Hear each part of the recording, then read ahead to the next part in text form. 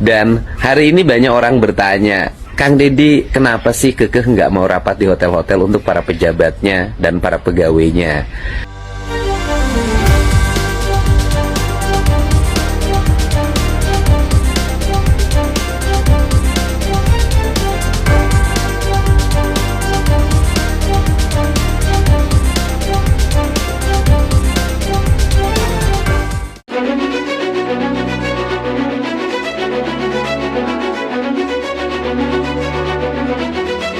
Dalam membuat keputusan, Kang Deddy Mulyadi bukanlah tipologi pemimpin gamang, inkonsisten, dan mencela-mencela.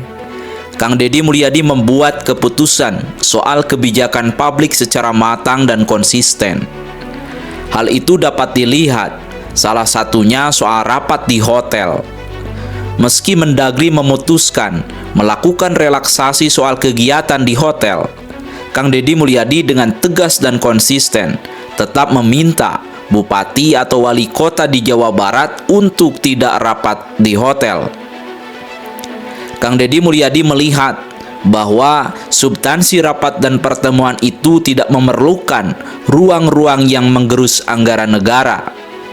Gedung-gedung pemerintah daerah, DPR, kantor dinas, atau bahkan di ruang terbuka juga bisa menghasilkan keputusan berharga bagi perbaikan rakyat. Kebijakan ala Kang Deddy Mulyadi ini tentu saja bukan spontan dan ikut-ikutan tren efisiensi ala pemerintah pusat. Sejak lama, sejak menjadi Bupati Purwakarta, Kang Deddy Mulyadi lebih memilih menyelesaikan banyak program kerakyatan langsung di lapangan. Dalam banyak pidato dan arahan, Kang Deddy Mulyadi acap kali mengkritik bahwa para elit dan pejabat terlalu banyak rapat dan diskusi. Selain memerlukan waktu yang bertele-tele untuk mengambil keputusan, menurut Kang Deddy Mulyadi juga menghamburkan anggaran. Kang Deddy Mulyadi dalam memitigasi masalah kerakyatan selalu belusukan dan berkunjung secara langsung. Bahkan tindakan dan solusi yang diambil selalu cepat dan tepat. Sebab Kang Deddy Mulyadi memotret langsung realitas yang terjadi di lokasi. Sejenak ia berpikir dan merumuskan lalu mengambil langkah dan keputusan. Oleh sebab itu, sebelum terbitnya Kepres nomor 1 tahun 2025 soal efisiensi anggaran dari pemerintah pusat, Kang Deddy Mulyadi sudah melarang para bupati, wali kota, juga jajaran dinas di Pemprov Jabar untuk rapat di hotel. Kang Deddy Mulyadi lebih banyak mengarahkan stakeholder di Jabar untuk rapat di kantor-kantor dinas yang ada saja. Menurut Kang Deddy Mulyadi, selain bisa memberdayakan kantor-kantor pemerintahan, rapat di kantor negara juga bisa menghemat anggaran, mulai dari sewa gedung, konsumsi, sampai akomodasi dan biaya perjalanan dinas. Perilaku birokrat yang kadang selama ini dicap kerjanya lambat dan menguras anggaran, sebisa mungkin diminimalisir. Bepergian jauh untuk sekedar rapat di luar kota, bagi Kang Deddy Mulyadi, nyata adalah pemborosan.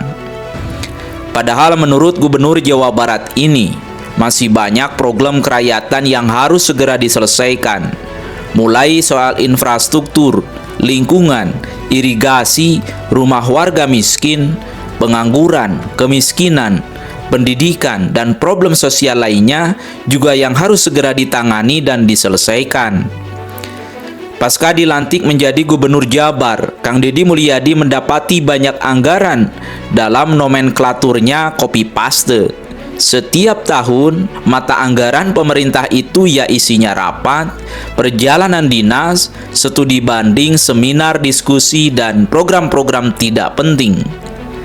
Dalam benak Kang Deddy Mulyadi, jika perilaku birokrat seperti ini terus, maka kapan Jawa Barat akan bisa menjadi provinsi yang maju? Kapan jalan-jalan yang rusak bisa tuntas diperbaiki? Kapan warga miskin bisa memiliki rumah, dan kapan anak-anak bisa sekolah sampai SMA secara gratis? Sehingga ijtihad Kang Deddy Mulyadi untuk menata birokrasi dan anggaran cukup mengejutkan publik. Kang Deddy Mulyadi cepat dan jeli untuk melihat mana kegiatan prioritas dan mana yang hanya sekedar seremonial. Langkah berani Kang Deddy Mulyadi ini tentu saja mengejutkan dan bisa jadi membuat pejabat daerah tidak suka kepada Kang Deddy. Sebab anggaran yang selama ini digunakan tentu bisa mengurangi pendapatan pejabat itu sendiri, terutama dari perjalanan dinas. Bukan rahasia lagi bahwa banyak pejabat menggunakan momentum rapat juga sekalian untuk healing, tidur di hotel, bahkan mendapatkan uang saku. Tradisi birokrasi ini memang lazim dan rutin. Tetapi Jawa Barat beruntung muncul sosok gubernur fenomenal yang konon disebut sebagai gubernur pencitraan.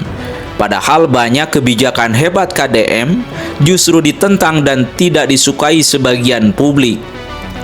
Namun kita percaya dalam membuat kebijakan, Kang Deddy Mulyadi tidak lagi mementingkan soal populis atau tidak kebijakan yang ia buat. Kang Deddy Mulyadi membuat keputusan-keputusan besar semata-mata untuk melakukan percepatan pembangunan.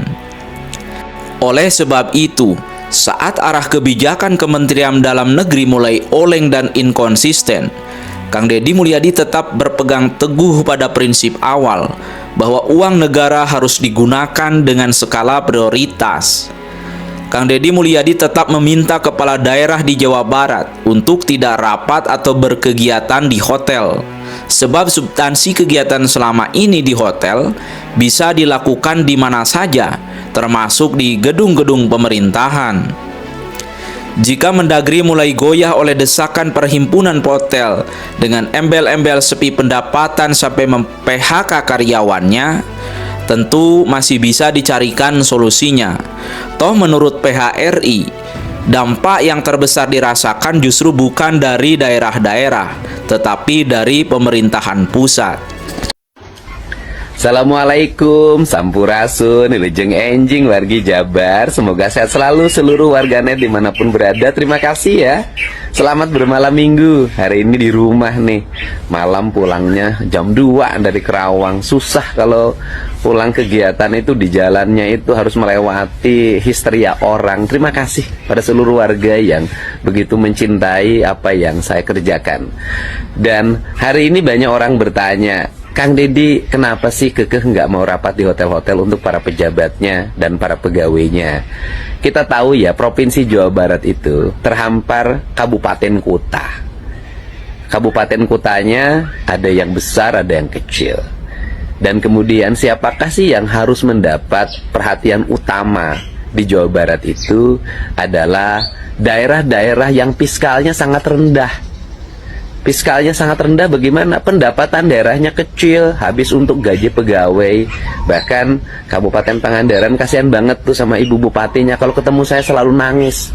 Kenapa? Tunjangan pegawainya sudah 5 bulan tidak bisa dibayar.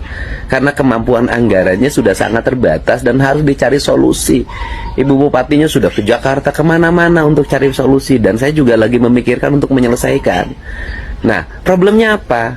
Tidak boleh terjadi kesenjangan antara daerah dengan pusat kota. Kenapa kesenjangannya? Saya contoh ya. Kalau di daerah dapetin pendapatan misalnya gali pasir, alamnya rusak, jalannya rusak. Gali batu, alamnya rusak, jalannya rusak. Kemudian babatin pohon, alamnya rusak, jalannya rusak.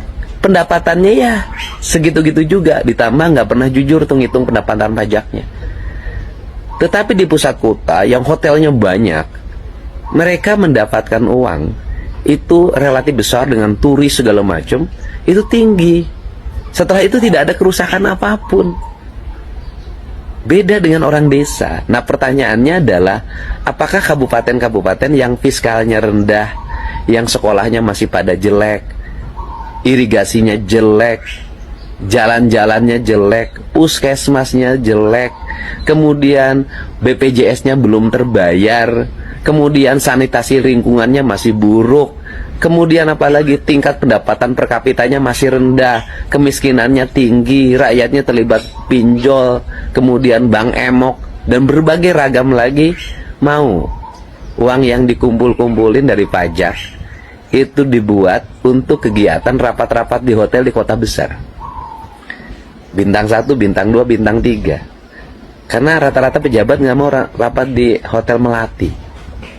Nah, ini kan tidak boleh terjadi. Karena itu tidak boleh terjadi, pemerintah ini ya sudah, namanya rapat bisa di kantor saja. Uang-uang yang biasa dibelanjakan di hotel-hotel berbintang itu dan di pusat kota itu kita gunakan untuk bangun sekolah, bangun jalan, bangun irigasi, bangun puskesmas, bangun saat kita di toilet hotel bintang 5, toiletnya keren banget, rakyat kita banyak yang nggak punya toilet. Nah, ini cara saya untuk mengefisienkan anggaran, minimal bisa menyelesaikan problem-problem kecil di masyarakat. Jawa Barat 360 miliar, BPJS-nya belum kebayar. Masa kita mau buangin duit?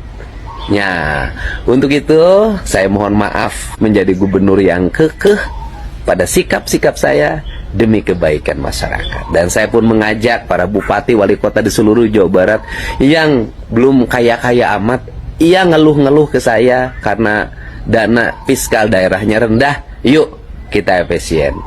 Jangan dulu berpesta kita di atas derita. Karena apa? Saya ini pengalaman lah, tahu kalau rapat-rapat di hotel itu, ya kan? Apa sih yang terjadi oleh kita? Penyelenggara rapatnya itu seringkali SPJ-nya, pertanggungjawabannya tidak sesuai dengan realisasinya yang digunakan. Kamar 5, ya kan? Yang dipakai 3, tahulah itu. Makan 10, ya kan, yang dipakai 7, kan itu yang terjadi.